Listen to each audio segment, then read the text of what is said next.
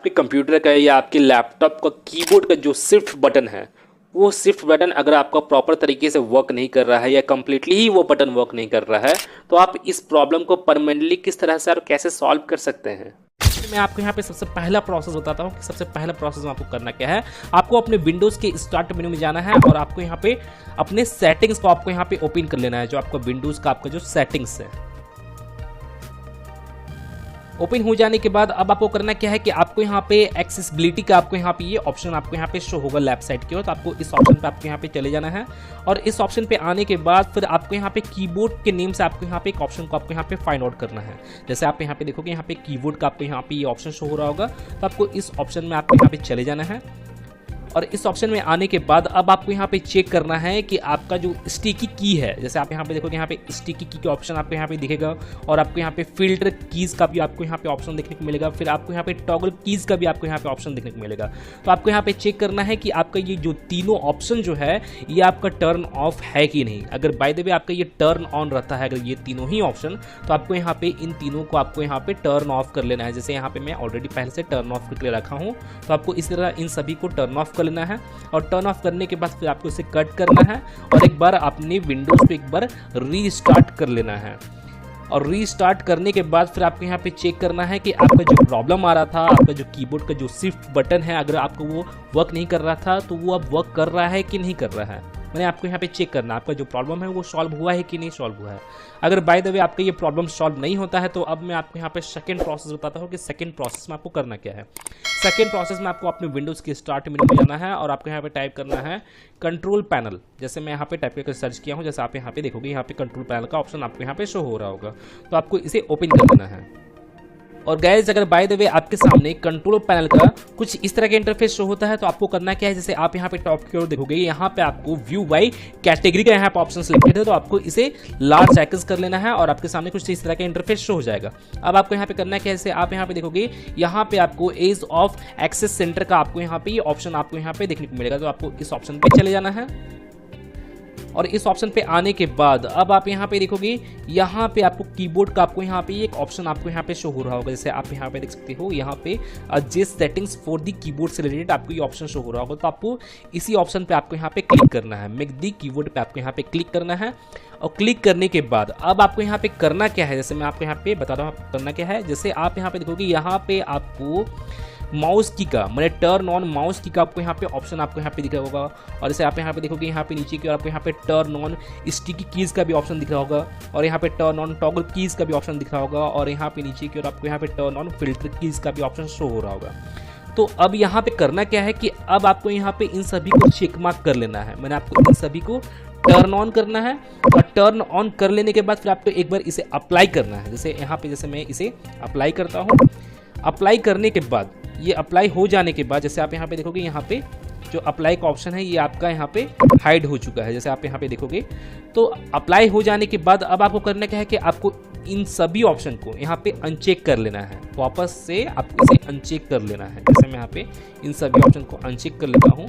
Uncheck करने के बाद फिर आपको यहाँ पे अगेन आपको यहाँ पे अप्लाई करना है, देन ओके करना है और आपको इसे कट कर लेना है। कट करने के बाद फिर आपको एक बार अपने विंडोज पे एक बार अगेन आपको यहाँ पे रीस्टार्ट करना है। जैसे आप यहाँ पे देखोगे यहाँ पे रीस्टार्ट का ऑप्शन होगा, तो आपको एक बार अपने सिस्टम को एक बार अगेन रीस्टार्ट करना है। और रीस्टार्ट करने के बाद फिर आपको यहाँ पे चेक करना है कि आपका जो प्रॉब्लम आ रहा था तो वो प्रॉब्लम आपका सॉल्व हुआ है कि नहीं। आपका जो कीबोर्ड से रिलेटेड जो प्रॉब्लम था वो प्रॉब्लम सॉल्व हुआ है कि नहीं। अगर बाय वो प्रॉब्लम सॉल्व नहीं होता है तो अब मैं आपको यहाँ पे थर्ड प्रोसेस बताने वाला हूँ। थर्ड प्रोसेस में आपको करना क्या है कि आपको अपने विंडोज़ के स्टार्ट मेन्यू पे आपको यहाँ पे राइट क्लिक करना है। और राइट क्लिक करने के बाद फिर आप यहाँ पे देखोगे यहाँ पे डिवाइस मैनेजर का आपको यहाँ पे ऑप्शन शो होगा, तो आपको इस ऑप्शन पर आपको यहाँ पे क्लिक करना है और डिवाइस मैनेजर को आपको यहाँ पे ओपन कर लेना है। जो आपको विंडोज़ का जो डिवाइस मैनेजर है ओपन हो जाने के बाद अब आप यहाँ पे देखोगे यहाँ पे कीबोर्ड से रिलेटेड आपको यहाँ पे ऑप्शन शो होगा। जैसे आप यहाँ पे देख सकते हो यहाँ पे कीबोर्ड से रिलेटेड ऑप्शन शो हो रहा है, तो आपको इस ऑप्शन पे क्लिक करना है और यहाँ पे आपको एक और आपको यहाँ पे कीबोर्ड का ऑप्शन आपको यहाँ पे शो होगा। जैसे आप यहाँ पे देखोगे स्टैंडर्ड PS कीबोर्ड का यहाँ पे ऑप्शन शो हो रहा है। तो आपको करना क्या है कि आपको इसके ऊपर राइट क्लिक करना है और एक बार आपको इसे अपडेट कर लेना है। अपडेट ड्राइवर पे क्लिक करके आपको इसे अपडेट करना है और आपके सामने कुछ इस तरह के इंटरफेस शो होगा, जैसे आप यहाँ पे देख सकते हो। तो यहाँ पे सबसे पहले तो मैं आपको बता दूं कि यहाँ पे अगर आप किसी भी ड्राइवर को आप अपडेट कर रहे हो, किसी भी डिवाइस के रिलेटेड आप यहाँ पे ड्राइवर को अपडेट कर रहे हो, तो यहाँ पे आप अपने सिस्टम में इंटरनेट कनेक्शन कनेक्ट कर लीजिएगा, तभी जाकर आप यहाँ पे किसी भी ड्राइवर को आप यहाँ पे अपडेट कीजिएगा। तो यहाँ कनेक्ट कर लेने के बाद ही आपको यहाँ पे सर्च ऑटोमेटिकली फॉर ड्राइवर्स, तो आपको यहाँ पे क्लिक कर आपको यहाँ पे उस ड्राइवर को आपको यहाँ पे अपडेट कर लेना है या इंस्टॉल कर लेना है। अगर बाय द वे यहाँ पे वो ड्राइवर इंस्टॉल नहीं होगा या अपडेट नहीं होगा तो यहाँ वो आपका अपडेट भी हो जाएगा या इंस्टॉल भी हो जाएगा। जैसे यहाँ पे देखोगे यहाँ पे मेरा जो ये ड्राइवर है, the best drivers for your device are already installed, यहाँ पे शो हो रहा है। तो यहाँ पे मेरा ये ऑलरेडी इंस्टॉल्ड है। अगर आपके यहाँ पे इंस्टॉल नहीं होगा तो वो आपका यहाँ पे इंस्टॉल हो जाएगा। अब आपको इसे कट करना है और एक बार अगेन आपको यहाँ पे अपने सिस्टम को एक बार रीस्टार्ट कर लेना है और रीस्टार्ट करने के बाद फिर आपको यहाँ पे चेक करना है कि आपका जो प्रॉब्लम आ रहा था वो प्रॉब्लम सॉल्व हुआ है कि नहीं। आपका जो कीबोर्ड से रिलेटेड प्रॉब्लम था शिफ्ट बटन के रिलेटेड, तो वो प्रॉब्लम सॉल्व हुआ है कि नहीं। अगर बाय द वे वो प्रॉब्लम सॉल्व नहीं होता है तो अब मैं आपको यहाँ पे 4th नंबर प्रोसेस बताने वाला हूँ कि 4th नंबर प्रोसेस में आपको करना क्या है। 4th नंबर प्रोसेस में आपको अपने फेवरेट ब्राउजर को ओपन कर लेना है। जैसे मैं यहाँ पे अपने क्रोम को ओपन करता हूँ। ओपन होने के बाद अब आपको करना क्या है कि आपको यहाँ पे सर्च बार में आपको टाइप करना है आपका जिस भी कंपनी का लैपटॉप है, तो आपको उस कंपनी को आपको यहाँ पे टाइप करना है, उस ब्रांड को आपको यहाँ पे टाइप करना है। जैसे फॉर एग्जांपल अगर आपका HP का रहता है तो आपको यहाँ पे HP ड्राइवर आपको यहाँ पे टाइप करना है। अगर आपके यहाँ पे लिनोवो का रहता है तो आपको लिनोवो ड्राइवर आपको यहाँ पे टाइप करना है। अगर आपके यहाँ पे डेल का है, जैसे यहाँ पे मेरा जो सिस्टम है, जो यहाँ पे लैपटॉप है वो डेल का है, तो मैं यहाँ पे डेल ड्राइवर में यहाँ पे टाइप करूँगा। जैसे आप यहाँ पे देख सकते हो ड्रेल ड्राइवर टाइप करना है, फिर आपको यहाँ पे इंटर प्रेस करना है। जिस भी कंपनी का लैपटॉप है उस कंपनी को आपको यहाँ पे टाइप करना है और आपके सामने जैसे आप यहाँ पे देखोगे यहाँ पे ड्राइवर्स एंड डाउनलोड का ऑप्शन आपको यहाँ पे शो हो जाएगा, जो मेरा डेल के रिलेटेड यहाँ पे वो ऑप्शन है। अगर बाय द वे आपको वहाँ पे अगर आप HP के रिलेटेड आप यहाँ पे जा रहे हो उसके वेबसाइट में, तो आपको वहाँ पे भी ड्राइवर्स एंड डाउनलोड का ऑप्शन शो होगा, या लिनोवो के रिलेटेड भी आपको वहाँ पे ड्राइवर्स एंड डाउनलोड का ऑप्शन शो हो जाएगा। किसी भी कंपनी का है तो आपको करना क्या है कि आपको ड्राइवर्स एंड डाउनलोड वाले ऑप्शन पे ही आपको यहाँ पे चले जाना है, जो पहला ऑप्शन आएगा। ऑप्शन पे जाने के बाद अब आपके सामने कुछ इस तरह का इंटरफेस होगा, कुछ इस तरह का सर्च बार आपको वहाँ पे शो होगा। तो आपको करना क्या है कि आपको उस सर्च बार में, और ये जो सर्च बार जैसे मैं आपको बता दूं, ये जो सर्च बार है ये सभी कंपनी के वेबसाइट में आपको देखने को मिल जाएगा। तो यही सर्च बार में आपको अपनी लैपटॉप का सीरियल नंबर को आपको यहाँ पे टाइप करना है। जैसे मैं यहाँ पे अगर बाय द वे जैसे मैं आपको बता दूं कि अगर बाय द वे आपको अपने लैपटॉप का सीरियल नंबर मालूम नहीं है क्या है, तो आप अपने लैपटॉप के नीचे की ओर देखोगे वहाँ पे एक स्टिकर लगा हुआ होगा और उसी स्टिकर में आपके लैपटॉप का model number, serial number, total detail वहाँ पे मेंशन किया होगा। तो आपको उसी सीरियल नंबर को आपको यहाँ पे टाइप करना है। जैसे मैं यहाँ पे टाइप करता हूँ अपनी लैपटॉप रिगार्डिंग सीरियल नंबर को, और एक बात और जैसे आप यहाँ पे देखोगे यहाँ पे मेरा यहाँ पे सजेशन का भी यहाँ पे ऑप्शन शो हो रहा है, रिकमेंड का भी यहाँ पे ऑप्शन शो हो रहा है। तो अगर बाय द वे आपका भी यहाँ पे रिकमेंड का ऑप्शन शो होता है तो आप यहाँ पे डायरेक्टली इस पर क्लिक कर सकते हो। अगर आपके यहाँ पे नहीं शो होता है तो आप यहाँ पे आपको सीरियल नंबर को आपको यहाँ पे टाइप करना होगा। जैसे मैं यहाँ पे डायरेक्टली ये सजेशन वाला ही ऑप्शन पे यहाँ पे क्लिक करता हूँ, और जैसे आप यहाँ पे देखोगे यहाँ पे मेरा जो लैपटॉप है वो आपको यहाँ पे शो हो जाएगा, जो मॉडल है और उसका जो भी डिटेल है यहाँ पे शो हो जाएगा।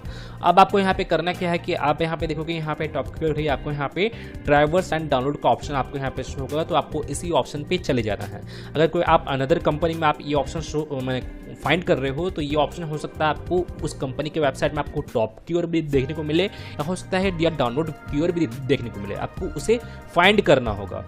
और जैसे कभी कभार क्या होता है कि ये जो ऑप्शन ये ऑप्शन किसी वेबसाइट में शो भी नहीं होता है, तो वहाँ पे आपको एक सर्विस का ऑप्शन शो होगा। तो आपको उस सर्विस वाले ऑप्शन पे जाना है, और उस सर्विस वाले ऑप्शन पे जाने के बाद फिर आपको यहाँ पे ड्राइवर्स एंड डाउनलोड का ऑप्शन शो हो जाएगा, या ड्राइवर्स एंड सॉफ्टवेयर का ऑप्शन शो हो जाएगा। तो आपको उसी ऑप्शन पे क्लिक करना है। क्लिक करने के बाद फिर आप यहाँ पे स्क्रॉल डाउन कर दोगे तो आप यहाँ पे देखोगे यहाँ पे फाइंड ड्राइवर्स का ऑप्शन यहाँ पे शो हो रहा है। तो जैसे मैं इस ऑप्शन पे क्लिक करता हूँ और यहाँ पे मेरे सिस्टम का यहाँ पे मेरे लैपटॉप का जो जेन्युइन ड्राइवर है वो यहाँ पे लोड होना स्टार्ट हो जाएगा। तो यहाँ पे कुछ सेकंड का आपको यहाँ पे टाइम लगेगा, तो आपको यहाँ पे जरा वेट करना है। अब आप यहाँ पे देखोगे यहाँ पे नीचे की ओर जैसे आप यहाँ पे देखोगे यहाँ पे मेरा टोटल ड्राइवर्स, मेरे लैपटॉप के रिलेटेड जितना भी जेन्युइन ड्राइवर्स है वो टोटल अपडेटेड ड्राइवर यहाँ पे आपको शो हो जाएंगे। अब आपको यहाँ पे करना क्या है कि आपको माउस कीबोर्ड से रिलेटेड आपको यहाँ पे ड्राइवर को फाइंड आउट करना है। जैसे आप यहाँ पे देखोगे यहाँ पे जैसे मैं यहाँ पे कैटेगरी वाइज जैसे मैं यहाँ पे सर्च करता हूँ, जैसे जैसे आप यहाँ पे देखोगे यहाँ पे आपको माउस कीबोर्ड इनपुट डिवाइस का ये ऑप्शन आपको यहाँ पे शो होगा। जैसे आप यहाँ पे देख सकते हो हो सकता है ये आपको ऑप्शन जो है कीबोर्ड का ऑप्शन आपको सेपरेटली एक सिंगल में ड्राइवर ही आपको यहाँ पे शो हो।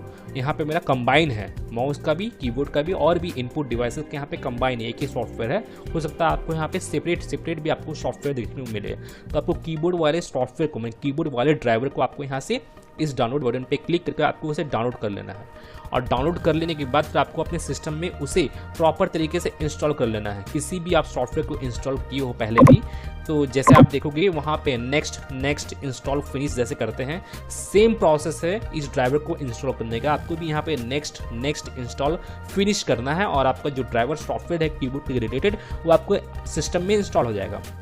सिस्टम में इंस्टॉल होने के बाद फिर आपको यहाँ पे अपने सिस्टम को एक बार अगेन यहाँ पे रीस्टार्ट कर लेना है।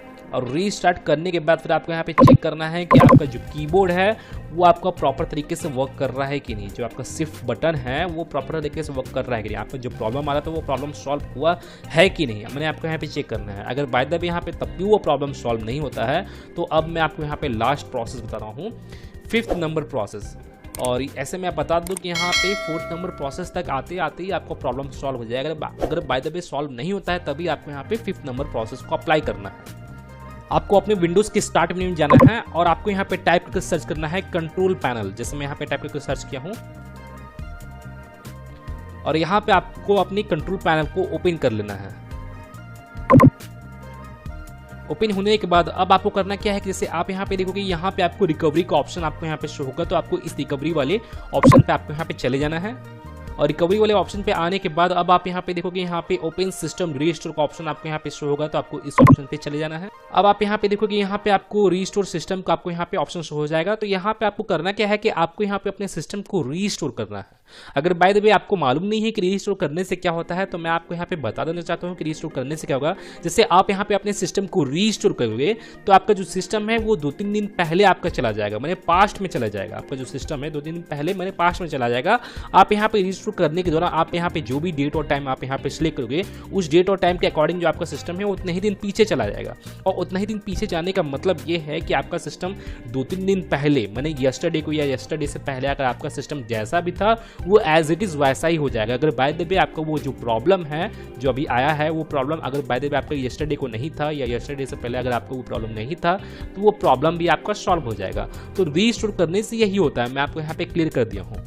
और रीस्टोर करने के दौरान अगर आपको यहाँ पे किसी भी तरह का कोई भी एरर शो होता है, कोई भी प्रॉब्लम अगर आपको यहाँ पे शो होता है या रेड कलर का क्रॉस मार्क अगर आपको बाय द वे यहाँ पे शो हो रहा है तो उस प्रॉब्लम को सॉल्व करने से रिलेटेड मैं एक ऑलरेडी वीडियो बनाया हूँ और मैं उस वीडियो का लिंक अपने इस वीडियो के डिस्क्रिप्शन में और ऊपर आई बटन पे भी दिया हूँ। तो आप जाकर उस वीडियो को वॉच करके आप उस प्रॉब्लम को आप सॉल्व कर सकते हैं। और सॉल्व करने के बाद और आपके सामने कुछ इस तरह का इंटरफेस शो होगा। तो आपको यहाँ पे करना क्या है, जैसे आप यहाँ पे नीचे की ओर देखोगे अगर बाय द वे आपको यहाँ पे choose a different restore point अगर आपको यहाँ पे ऑप्शन शो होता है तो आपको इस ऑप्शन पे आपको यहाँ पे चेक मार्क करना है। फिर आपको यहाँ पे अगेन आपको यहाँ पे नेक्स्ट करना है। मैंने इस ऑप्शन पे चेक मार्क करने के बाद ही आपको यहाँ पे नेक्स्ट करना है। बाय द वे यहाँ पे ये ऑप्शन शो नहीं होता है तो आप यहाँ पे डायरेक्टली आपको इसे नेक्स्ट करना है। जैसे मैं यहाँ पे इसे नेक्स्ट करता हूँ।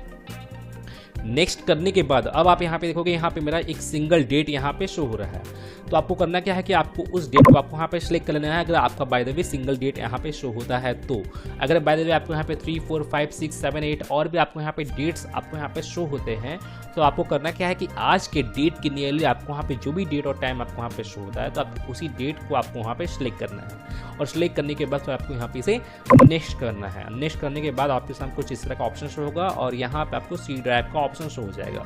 अब आपको करना क्या है, जैसे मैं आपको पहले बता दूं कि यहाँ पे अगर आप यहाँ पे रजिस्टर कर रहे हो तो रजिस्टर करने से पहले अगर आपके सी ड्राइव में कोई भी इंपॉर्टेंट डेटा है या कोई भी इंपॉर्टेंट फाइल्स वगैरह अगर आप वहाँ पे सेव किए हो या आप डाउनलोड वाले फाइल्स में अगर आप कोई भी फाइल सेव किए हो या डॉक्यूमेंट में या डेस्कटॉप पे कोई भी फाइल अगर आप सेव किए हो तो मैं बोलूँगा कि आप उस फाइल को या उस डेटा को कोई अनदर ड्राइव में आप शिफ्ट कर लीजिए, जैसे D drive, E drive, F drive में शिफ्ट कर लीजिए, तभी जाकर यहाँ पे सिस्टम को रीस्टोर कीजिएगा। क्योंकि हो सकता है कि आपके सी ड्राइव में कोई भी डेटा होगा तो वो डेटा रीस्टोर करने के दौरान आपको वो डेटा हो सकता है आपको रिमूव हो जाए।